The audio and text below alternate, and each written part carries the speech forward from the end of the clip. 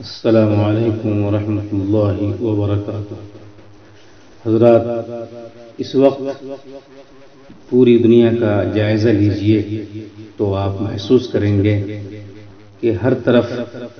باطل طاقتیں اور طاغوتی نظام بالکل تلملا اٹھا ہے۔ ہر سو آہ و بکا اور چیخ و پکار ہے، اور اسی تلملاہٹ کا اثر ہے کہ ہر طرف سے وہ اسلام کو اپنے نرغے میں لینا چاہتا ہے، اسلام کی تعلیمات کو اور ذہن و دماغ پر اثر ڈالنے والے جادوئی اثر کو اور اس خوشبو کو جو ہر طرف مشام جاں کو معطر کر رہی ہے، اس کو محصور کرنے کی کوشش عالمی پیمانے پر کی جا رہی ہے۔ حقیقت یہ ہے کہ اس وقت اسلام کا تعارف پوری دنیا میں ہو چکا ہے۔ اس کا اندازہ اس بات سے لگایا جا سکتا ہے کہ آج اسلام کے تعلق سے جو مباحثے ہو رہے ہیں، اس میں وہ خود وہ لوگ جو اسلام کے دشمن ہیں، اسلام کا تعارف کرانے میں لگے ہیں اور بغض و عناد میں صحیح مگر اس کے اصطلاحات سے دنیا کو واقف کرا رہے ہیں اور بڑی گہرائی سے اسلام کا مطالعہ کر رہے ہیں۔ ان کی زبان نہ صحیح مگر دل ضرور گواہی دے رہے ہیں کہ یہی سچ اور حق مذہب ہے۔ انہیں ہر آن خطرہ لگا ہوا ہے کہ کہیں شرع پیغمبر آشکارا نہ ہو جائے اور اسلام اپنی خوبیوں، اپنی اچھائیوں کے دامن میں پوری دنیا کو ڈھانپ نہ لے۔ اس لیے ہر طرف ایک ویلا ہے، ایک شور ہے، ایک ہنگامہ ہے، اور اسلام کی طرف بڑھتے قدم کو روکنے کے لیے تمام وسائل استعمال ہو رہے ہیں، جس سے دنیا میں ایک تجسس پیدا ہو چکا ہے اور سنجیدہ ذہن و دماغ اس کی طرف مائل ہو رہے ہیں۔ طلاق پر ہنگامہ، اذان پر خوف کا اظہار، نمازوں پر اعتراض، مدرسوں سے چڑ، داڑھی اور ٹوپی سے دہشت، قرآن مجید پر تبصرہ، کرتا پاجامہ کا ڈر،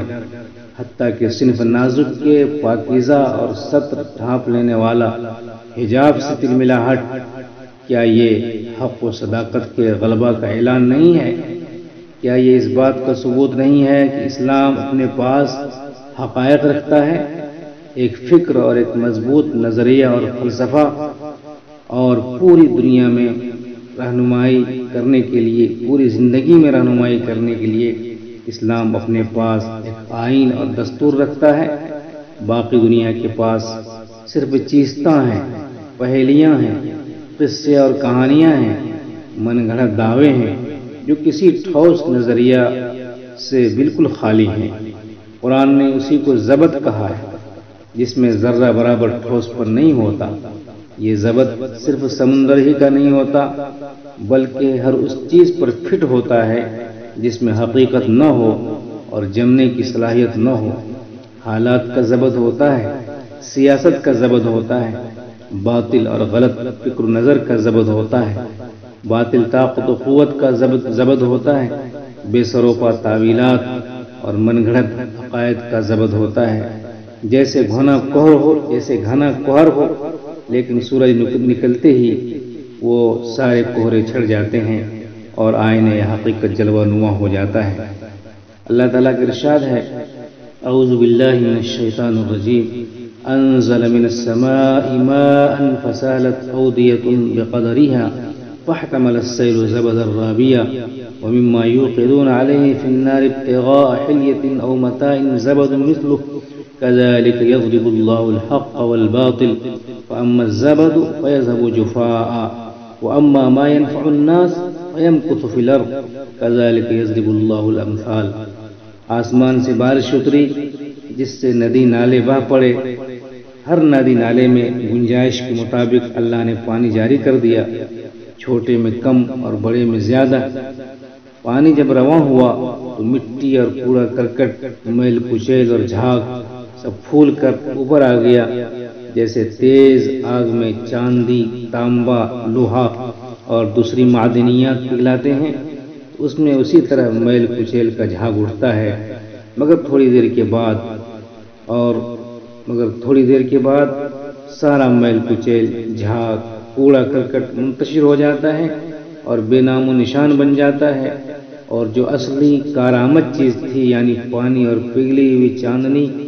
اور معدنیات، وہی زمین میں یہ زمین والوں کے ہاتھوں میں باقی رہ جاتی ہے، جس سے دنیا والے فائدہ اٹھاتے ہیں۔ یہی مثال آج دنیا میں حق و باطل کی ہے۔ قرآن کے اس پیغام کو، قرآن کی اس آیت کو آپ جب غور سے دیکھیں گے اور مطالعہ کریں گے تو ایسا محسوس ہوگا کہ حق اور باطل کی یہ مثال نہایت ہی خوبصورت اور دلوں کو اپیل کرنے والی ہے۔ جب خدا کا پیغام دین حق کو لے کر زمین پر اترتا ہے تو انسانوں کے دل اپنے اپنے ظرف اور استعداد کے مطابق فیض حاصل کرتے ہیں، فائدہ اٹھاتے ہیں۔ پھر حق اور باطل باہم بھڑ جاتے ہیں تو میل کچیل ابھر آتا ہے۔ بظاہر باطل جھاگ کی مانند حق کو دبا لیتا ہے، لیکن اس کا یہ وبال عارضی اور وقتی اور بے بنیاد ہوتا ہے۔ تھوڑی دیر کے بعد اس کے جوش و خروش کا پتہ نہیں رہتا کہ وہ کدھر گم ہو گیا ہے، لیکن جو اصلی اور کارآمد چیز جھاگ کے نیچے میں دبی ہوتی ہے یعنی حق و صداقت، بس وہی باقی رہ جاتی ہے۔ دنیا میں کتنی نظریات اور باطل عقائد آندھی اور طوفان کی طرح اٹھے، لیکن آپ کو معلوم ہے کہ جلد ہی حق کے سامنے ماند پڑ گئے۔ کتنے ہی ظالم حکمراں اور فرعون و نمرود جاہ و جلال کے ساتھ کھڑے ہوئے مگر حق و صداقت کی تاب نہ لا سکے۔ کتنے ہی طوفان برپا ہوئے مگر دیکھتے ہی دیکھتے فضا میں تحلیل ہو گئے۔ مکر و فریب کے کتنے ہی تانے بانے تیار کیے گئے مگر سب کے سب مکڑی کے جالے ثابت ہوئے، اور حقیقت کی ایک ہی جھاڑو نے انہیں صاف کر دیا۔ کوئی نظریہ زمانے کے ساتھ نہ چل سکا، کوئی فکر کارآمد ثابت نہیں ہوئی، مگر اسلام اپنی ٹھوس اور مضبوط اور مفید و دل پذیر ذہن و دماغ کو روشن کرنے والی تعلیمات کے ساتھ آج بھی تمام گھنے کوہرے اور حالات کے تمام گرد و غبار کے درمیان روشن اور تابناک ہے اور ماحول کو منور کر رہا ہے۔ اور وہ لوگ جو حق کے متلاشی ہیں اور سلامتی فکر کے مالک ہیں، کجی اور مکر سے دور ہیں، وہ اس روشنی سے فائدہ اٹھا رہے ہیں۔ آج ایسا لگتا ہے کہ بظاہر اسلام نرغے میں ہے اور دشمنوں نے اسے زیر کر لیا ہے، مگر حقیقت اس کے بالکل برعکس ہے۔ ایک پہلوان کو بہت سارے مکاروں اور فریبوں نے داؤ پیچ سے پچھاڑ کر اس پہلوان کے سینے پر سوار ہو گئے تھے اور سینے پر بیٹھ کر رونے چلانے لگے اور آو فغاں کرنے لگے۔ لوگوں نے پوچھا کہ تم کیوں رو رہے ہو جبکہ تم نے اسے پچھاڑ دیا ہے اور سینے پر سوار ہو گئے ہو؟ تمہیں تو فتح اور کامرانی پر خوشی میں جشن منانا چاہیے تھا۔ تو ان مکاروں نے اور بزدلوں نے کہا کہ بات دراصل دوسری ہے۔ ہم لوگوں نے طاقت اور حقیقت کے زور پر اس پہلوان کو زیر نہیں کیا ہے، بلکہ داؤ سے اور دھوکہ دے کر اس کو پچھاڑا ہے اور سینے پر سوار ہوئے ہیں۔ اب ہم لوگوں کو اس بات کا ڈر ستا رہا ہے کہ کہیں اس پہلوان نے اگر کروٹ بدلی تو ہم سب کی ہڈی پسلی ٹوٹ جائے گی، اسی لیے سوار ہو کر رو رہے ہیں کہ اب کریں تو کیا کریں، اتریں تو کیسے اتریں، چھوڑیں تو کیسے چھوڑیں۔ آج یہی صورتحال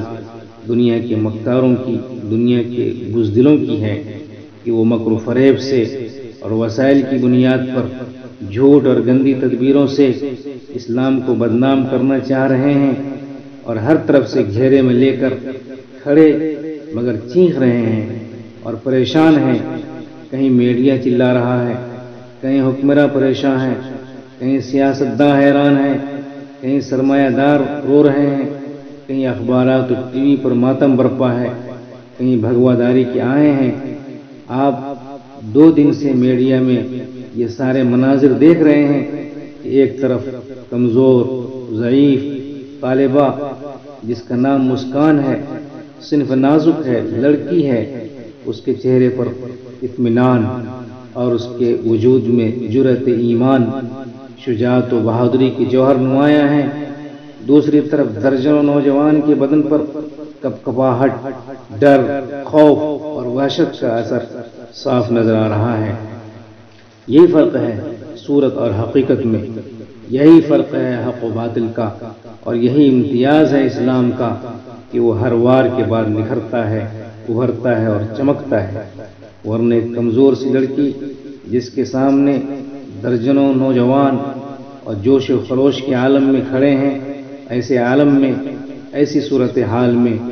اور کوئی ہوتا تو چیخیں مارتا، چلاتا، بے ہوش ہو جاتا، بڑے بڑے دل گردہ والے بھی کانپ جاتے۔ لیکن عقیدت کے ساتھ سلام ہو اس بچی کو، اس لڑکی کو، اس مسکان کو کہ جو لڑکی ہونے کے باوجود کمزور ہونے کے باوجود پوری دنیا کو یہ پیغام دے دیا ہے کہ ایمان والے ڈرتے نہیں ہیں۔ تنہا وجود کے ساتھ وہ آگے بڑھتی ہے اور کلمہ لا الہ الا اللہ اور اللہ اکبر کی تکبیر کے ساتھ آگے بڑھتی ہے اور جرأت ایمان کا مظاہرہ کرتی ہے، اور سارے ان زر خریدوں اور ان غلاموں کے دانت کھٹے کر دیتی ہے، اور سب کے بدن پر کپکپاہٹ طاری ہو جاتی ہے اور ڈر سے سب پیچھے ہٹ جاتے ہیں۔ لیکن قوم کی یہ شیرنی آگے بڑھتی ہوئی چلی جاتی ہے، آگے بڑھتی جاتی ہے۔ ایسا لگتا ہے کہ اس کا ہاتھ نہیں ایک طوفان ہے، اور اس کی آواز میں بجلی کی کڑک ہے، اور اس کے انداز میں زلزلہ برپا کر دینے کا رنگ ہے، اور پوری دنیا آج اس کی شجاعت کو داد دے رہی ہے اور سلام عقیدت پیش کر رہی ہے۔ ایک بچی کے بیدار ہونے کا جب یہ حال ہے تو اس وقت کیا حال ہوگا جب اسلام کے نام لیوا نوجوان اور اسلام کے نام لیوا سارے مسلمان اگر کروٹ بدل لیں گے تو پھر کیا حال ہوگا۔ اسی لیے آج دنیا رو رہی ہے کہ اسلام نے اگر کروٹ بدلا تو پھر ہم لوگوں کا بڑا برا حشر ہوگا اور سارا میل کچیل اور جھاگ پھر منتشر ہو جائیں گے، کہیں ٹک نہ سکیں گے۔ اس لیے کہ ابلیس کو بھی یہی ڈر تھا کہ اس نے کہا تھا ہر نفس ڈرتا ہوں اس امت کی بیداری سے میں، ہے حقیقت جس کے دین کی احتساب کائنات۔ اللہ تعالی ہمیں اسلام کی سچی روح اور حقیقت عطا فرمائے۔ جس دن یہ کیفیت مسلمانوں میں پیدا ہو جائے گی پھر ایک انقلاب برپا ہوگا، ایک تبدیلی آئے گی، ایک تغیر آئے گا، اور پھر اسلام کا بول بالا ہوگا۔ قرآن نے صحیح فرمایا ہے، اعوذ باللہ من الشیطان الرجیم، جاء الحق وزهق الباطل ان الباطل كان زهوقا